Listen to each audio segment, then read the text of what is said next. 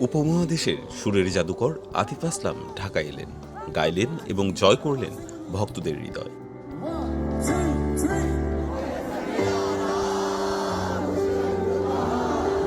গত শুক্রবার ঢাকার আর্মি স্টেডিয়ামে তার সরাসরি পারফরমেন্সে মাতোয়ারা ছিল হাজারো শ্রোতা। সুরের আকাশে ডুবে থাকা এই রাতটি হয়ে উঠল এক অবিস্মরণীয় অধ্যায়।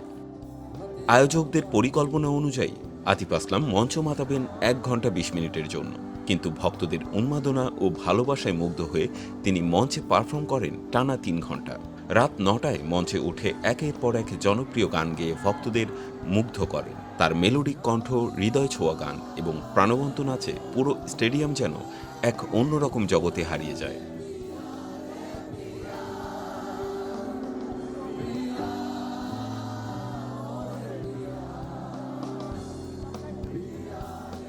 পারফরমেন্সের আগের দিন বৃহস্পতিবার সন্ধ্যায় ঢাকায় এসে একটি 5 স্টার হোটেলে অবস্থান করেন আতিফ আসলাম।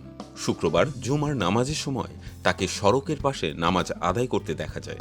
সামাজিক যোগাযোগ মাধ্যমে ভাইরাল হওয়া একটি ভিডিওতে দেখা গেছে নিকুঞ্জ এলাকার একটি মসজিদের জায়গার সংকট থাকায় তিনি রাস্তায় জায়নামাজ বিছিয়ে নামাজ আদায় করেছেন।